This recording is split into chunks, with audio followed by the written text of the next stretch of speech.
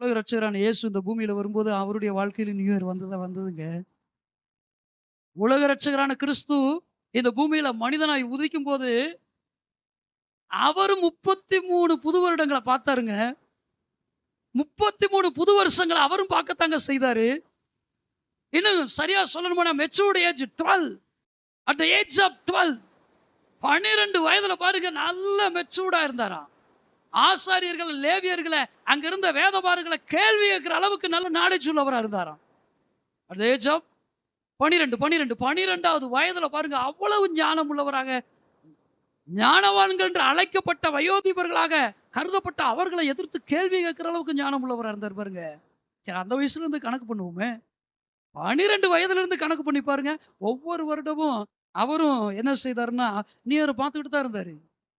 அவரும் புது வருஷத்த பார்க்க தான் செய்தாரு. ஆக்சுவலா இன்னைக்கு என்ன டைட்டில் நான் பிரசங்கம் பண்ண விரும்புனேன்னா, the last new year of Christ. The last new year of Christ. கிறிஸ்துவினுடைய கடைசி புது வருடம். கிறிஸ்துவினுடைய கடைசி புது வருடம். கிறிஸ்துவானவருக்கு அழகாக தீர்க்க தரிசன ஆவியை உடைய அந்த கிறிஸ்துவானவருக்கு அழகாக ஒன்று தெரியும். இந்த புது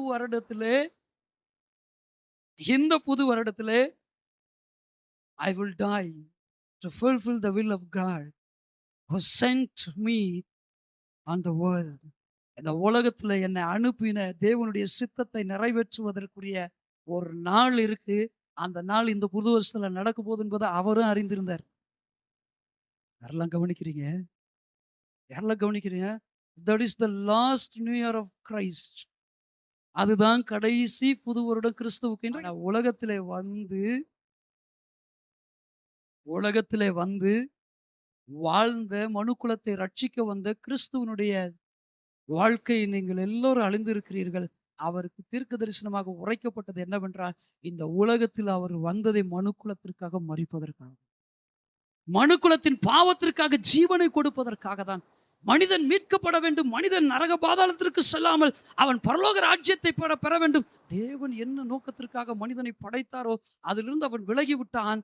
அதற்காக தேவன் பிராயசித்தம் பண்ணி அவனுக்கு மீண்டும் ஜீவனை கொடுத்தார். இப்பொழுது அவனுக்கு ஒரு அற்புதமான வாக்குத்தத்தத்தை கொடுத்தார். என்ன வாக்குத்தத்தத்தை கொடுத்தார் என்றால், நித்திய காலமாக காலாகாலமாக இருக்கிற அந்த ராஜ்யத்துல அவன் பங்கடைவான்கிற வாக்குத்தத்தத்தை கொடுத்தார். அல்லேலூயா, அல்லேலூயா. ஆனால் அந்த வாக்குத்தத்தத்தை பெற்றுக்கொள்வதற்கு பரிகாரம் பண்ணினாரே கிறிஸ்து, அவரும் புது வருஷத்துல தன்னுடைய வாழ்க்கையில சந்திக்க தான் செஞ்சாரு. நான் இப்படி சொல்றேன்னு கொஞ்சம் குழம்பி போயிடாதீங்க. கொஞ்சம் கவனிங்க. இயேசுவானவர் இந்த பூமியில வந்திருக்கும் போது கொஞ்சம் கவனிங்க. அவர் தன்னுடைய கடைசி காலங்கள்ல அவர் பலியாக போகிறதை குறித்து அல்லது சிலுவையிலே அவர் மரிக்க போகிற காரியத்தை குறித்து சீசரிடத்தில் சொல்லுகிறார். நாம் எருசலேமுக்கு போகிறோம். நான் எருசலேமுக்கு போகும்போது அங்கே பாடுபட்டு நான் மரிக்க போகிறேன் என்று சொல்லுகிறார். அப்படி மரிக்க போகிறேன்னு சொல்லும்போது ஒருவனுக்கு விளங்கல. போறாங்க, எருசலேமுக்கு போறாங்க. இப்ப இயேசு என்ன சொல்றாருன்னா, பஸ்காவை ஆயத்தப்படுத்துங்கன்னு சொன்னாரு. என்ன ஆயத்தப்படுத்துங்கன்னு சொன்னாரு? பஸ்காங்கிற நாள் வந்துச்சாம். அந்த பஸ்கா பண்டிகை கொண்டாடுகிற அந்த நாள் வந்தபோது, இயேசு பஸ்கா பண்டிகையை நான் ஆசரிக்க ஆவலா இருக்கிறேன். லாஸ்ட் சப்பர், அவருடைய கடைசி பஸ்கா. கடைசி பஸ்கா வரும்போது கிறிஸ்துவானவர் தம்முடைய சீசர்களை பார்த்து சொல்றாரு, போய் ஆயத்தப்படுத்துங்க அப்படி சொல்லும்போது அவங்க போய் மேல் விட்டாரையில் அந்த பஸ்காவை ஆயத்தப்படுத்துறாங்க. பட் அந்த பஸ்காவை முடித்த பின்பாக நம்ம எல்லாருக்கும் தெரியும், he was arrested by officials of Jews. ரோம அதிகாரங்களினாலே அவர் கைது செய்யப்பட்டார் என்பதை அறிந்திருக்கிறோம். உங்களுக்கு ஒரு விஷயம் தெரியுமா? அவர் கைது செய்யப்பட்ட நாள் எந்த நாளும் தெரியுமா? அவர் சிலுவையில் அறையப்பட்ட மாதம் எந்த மாதம் தெரியுமா? யூதருடைய கணக்கின்படி நிசான் என்று சொல்லப்படுகிற வருடத்தின் முதல் மாதம். சொல்லப்போனா பஸ்கா பண்டிகை நிசான் என்று சொல்லப்படுகிற அந்த மாதத்தினுடைய 14ஆம் தேதி அந்த பண்டிகை கொண்டாடுவாங்களாம். என்ன பண்டிகை? ஒரு ஆட்டை பஸ்காவை குறித்து நான் விவரமா உங்ககிட்ட பேச வேண்டியதில்லை, என்ன எல்லாருக்குமே தெரியும். பஸ்கா பண்டிகை எதற்கு அடையாளமானது? எகிப்திலிருந்து தேவனுடைய ஜனங்களை தேவன் என்ன செய்தார்? எகிப்தின் அடிமைத்தனத்திலிருந்து மீட்டு கொண்டு வந்தார். அதற்கு அடையாளமாக பஸ்காவை அனுசரிக்க சொன்னார் பாருங்க. இப்ப கேளுங்க, கவனிங்க. இந்த பஸ்கா பண்டிகை இயேசு அனுசரிச்சது எந்த மாதம் தெரியுங்களா?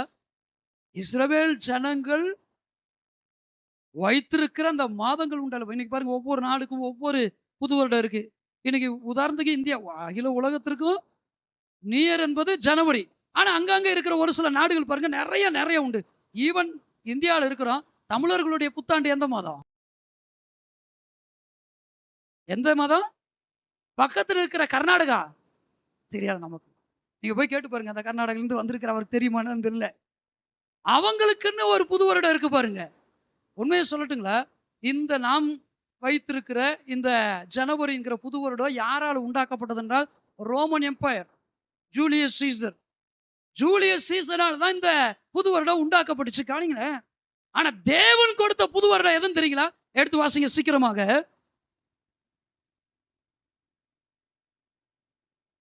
பழைய ஏற்பாட்டின் புஸ்தகமான யாத்ராமத்தின் புஸ்தகம் 12வது அதிகாரம். யாத்ராமம் 12 11வது வசனத்திலிருந்து வாசிக்கலாம்.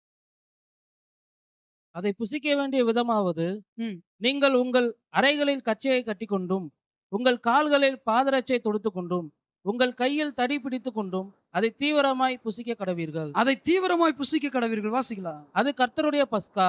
ம். அந்த ராத்திரியிலே நான் எகிப்து தேசம் எங்கும் கடந்து போய், எகிப்து தேசத்தில் உள்ள மனிதர்கள் முதல் மிருக ஜீவன்கள் மட்டும் முதற் பேரானவைகளாய் இருக்க எல்லாம் அதம் பண்ணி, எகிப்து தேவர்களின் மேல் நீதியை செலுத்துவேன். நானே கர்த்தர். நீங்கள் இருக்கும் வீடுகளில் அந்த இரத்தம் உங்களுக்காக அடையாளமாய் இருக்கும். அந்த இரத்தத்தை கொஞ்சம் கேளுங்க. அந்த அதிகாரத்தினுடைய 2வது வசனத்திலிருந்து வாசிங்களேன். அதாவது யாத்ராமம் 12:2. இந்த மாதம் உங்களுக்கு பிரதான மாதம். இது உங்களுக்கு வருஷத்தின் முதலாம் மாதமாய் இந்த இருப்பதாக. மாதம் உங்களுக்கு என்ன மாதம்? பிரதான மாதம். பிரதான மாதம். சொல்றது வாசிக்கலாம். இது உங்களுக்கு வருஷத்தின் முதலாம் மாதமாய் இருப்பதாக. வருஷத்தின் முதலாம் மாதமா இருக்குதாங்க. எந்த மாதமா இருக்குங்க? வருஷத்தினுடைய முதலாம் மாதமா. இப்ப நீங்க 11ல இருந்து கவனிச்சீங்கன்னா தெரியும். வீட்ல போய் நீங்க வாசித்து பாருங்க.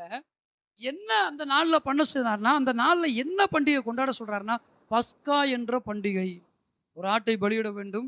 அந்த ஆட்டை என்ன செய்யணும்? விடியறக்குள்ளேயும் அவங்க குடும்பமாவோ இல்ல பக்கத்துல இருக்கிறவங்க சேர்ந்து விடியறக்குள்ள என்ன செஞ்சிடணும்?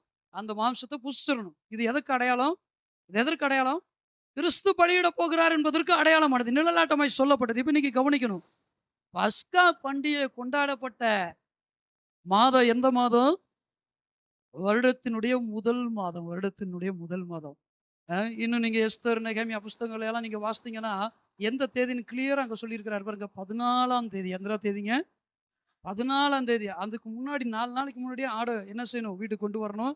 அத வளர்க்கணும். கரெக்ட்டா அந்த நாள்ல அந்த 14ஆம் தேதி என்ன செய்யணும்னா, அந்த ஆட புசிக்கணும். இரவுல. கேட்கிறீங்களா? இயேசு என்ன செய்தாருங்க? கரெக்ட்டா நிசான் என்று சொல்லப்படுகிற அந்த மாதத்தினுடைய 14ஆம் தேதி நமக்காக சிலுவையில பலியானார் பாருங்க. ஒரு விஷயத்த கவனிக்கிறீங்களா? புது வருடத்த பார்த்து எத்தன நாள் ஆகுது? புது வருடத்த பார்த்து எத்தன நாள் ஆகுது? இயேசு புது வருடத்தை பார்த்து ஜஸ்ட் 14 டேஸ்.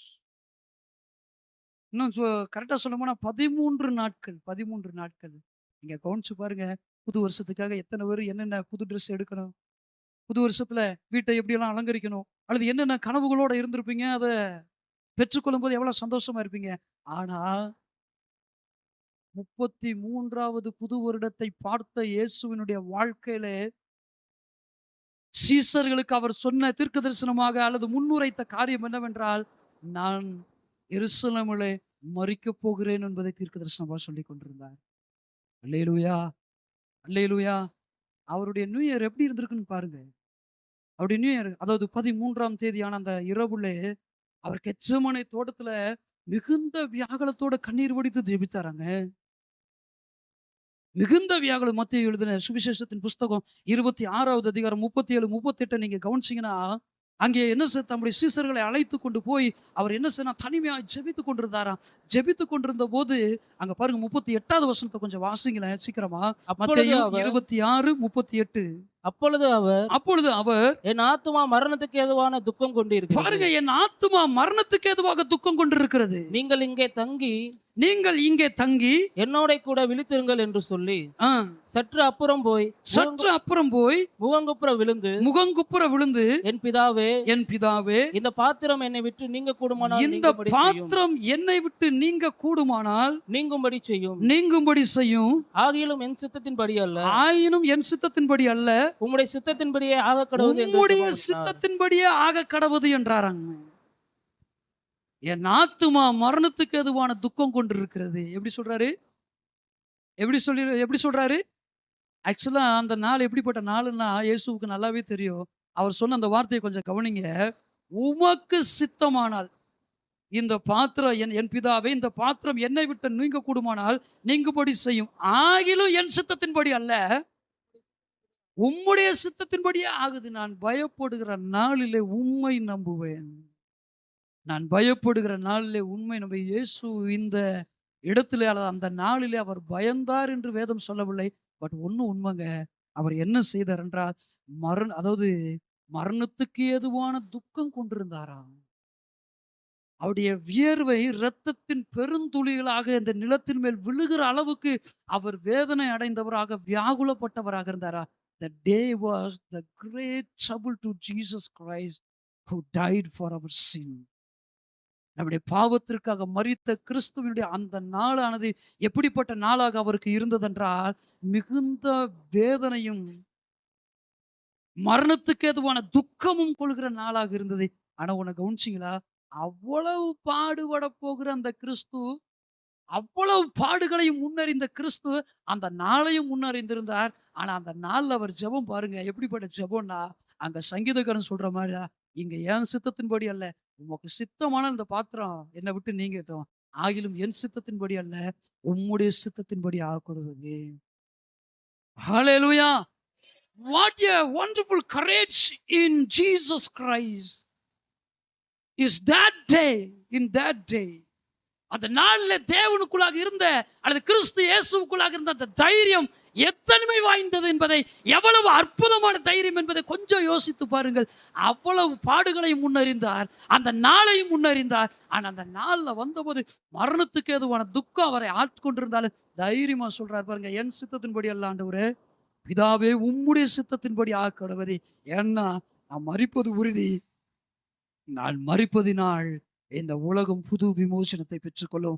நான் ரத்தம் சிந்துவதினால் பாவத்திற்கு விமோசனமாக, பாவத்துக்கு பிரயாயசித்தமாக மிருகங்களுடைய ரத்தங்களை சிந்தி சிந்தி சிந்தி தோய்ந்து போன, நம்பிக்கை இழந்து போன இந்த மனிதனுடைய வாழ்க்கை மீட்கப்படுவதற்காக என் ரத்தத்தை நான் சிந்த போகிறோம். அப்படின்னா இந்த ரத்தத்தின் மூலமாக இந்த உலகம் மீட்படைய போகிறது.